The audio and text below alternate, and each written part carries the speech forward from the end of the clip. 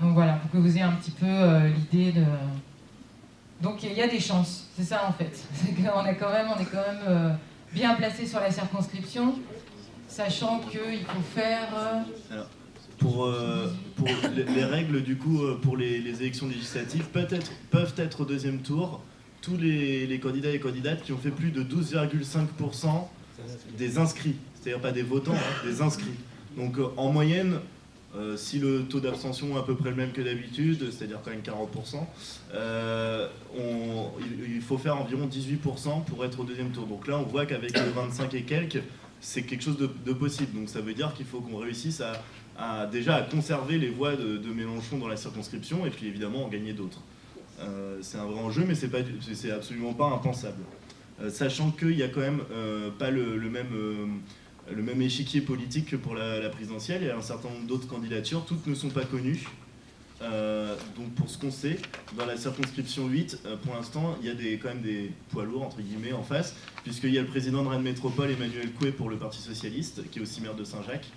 Il y a pour la droite, pour les Républicains, il y a Amélie Dalluin, qui est conseillère municipale à Rennes. Pour En Marche, pour l'instant, ils n'ont pas encore donné leur candidature, mais on suppose que ce sera le responsable départemental et le numéro 1 de Macron en Yvelines, qui est Florian Bachelier. Et ex-PS, avocat d'affaires, tout ça. Pour le FN, j'ai plus son nom, c'est une dame, Françoise, qui est absolument pas connue dans le paysage politique rennais. Pour les Verts, il y aura Mathieu Torier, qui est vice-président de Rennes Métropole et conseiller municipal à Rennes, président d'Europe Écologie au groupe politique de Rennes, qui a un peu de réseau. Et puis j'en oublie. Après, il y a d'autres petites candidatures, mais qui ne sont pas encore trop dévoilées. Enfin, petites entre guillemets, qui ne sont pas dévoilées. Et le PCF le PCF, pardon, oui. Du coup, c'est Claire Payen, qui est militante communiste. Ouais. Voilà. Ensuite... Ok, moi je vais vous parler un petit peu du calendrier national de la campagne, que vous ayez une petite idée. Donc ce week-end, samedi 13 mai, tous les candidats et les directeurs de campagne, nous allons à Paris, puisqu'il y a la convention nationale où tous les candidats sont invités. Là, on va récupérer justement le matériel, c'est-à-dire les affiches, mais également les tracts nationaux qu'on va pouvoir commencer à tracter dès la semaine prochaine, en fait. Donc voilà. Donc c'est une convention nationale, vous aurez un petit peu les comptes rendus, etc. En tout cas, tous les candidats France Insoumise de France sont invités là-bas. Donc voilà. En ce qui concerne donc, la semaine prochaine, lundi, c'est le dépôt officiel des candidatures.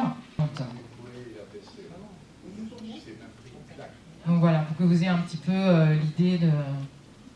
Donc il y a des chances, c'est ça en fait. C'est qu'on est quand même bien placé sur la circonscription, sachant qu'il faut faire... Alors, pour les règles, du coup, pour les élections législatives, peuvent être au deuxième tour tous les candidats et candidates qui ont fait plus de 12,5% des inscrits. C'est-à-dire pas des votants, hein, des inscrits. Donc en moyenne... si le taux d'abstention est à peu près le même que d'habitude, c'est-à-dire quand même 40%, il faut faire environ 18% pour être au deuxième tour. Donc là, on voit qu'avec 25 et quelques, c'est quelque chose de possible. Donc ça veut dire qu'il faut qu'on réussisse déjà à conserver les voix de Mélenchon dans la circonscription et puis évidemment en gagner d'autres. C'est un vrai enjeu, mais c'est absolument pas impensable. Sachant qu'il n'y a quand même pas le même échiquier politique que pour la présidentielle. Il y a un certain nombre d'autres candidatures, toutes ne sont pas connues.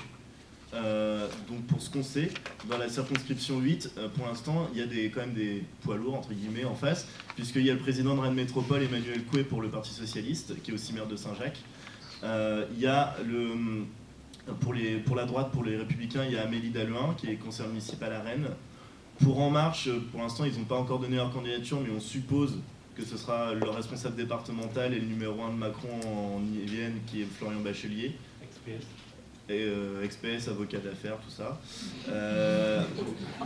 Pour le FN, j'ai plus son nom, c'est une dame, Françoise, qui est absolument pas connue dans le paysage politique rennais.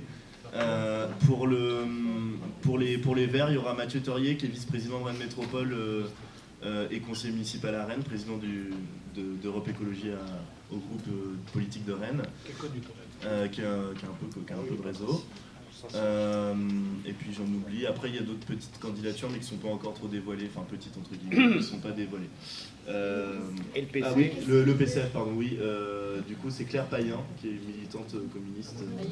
Ouais. Voilà. Ensuite.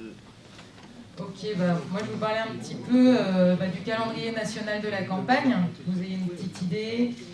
Donc ce week-end, samedi 13 mai, tous les candidats et les directeurs de campagne, nous allons à Paris, puisqu'il y a la convention nationale où tous les candidats sont invités. Là, on va récupérer justement le matériel, c'est-à-dire les affiches, mais également les tracts nationaux qu'on va pouvoir commencer à tracter dès la semaine prochaine, en fait. Donc voilà. Donc c'est une convention nationale, vous aurez un petit peu les comptes rendus, etc.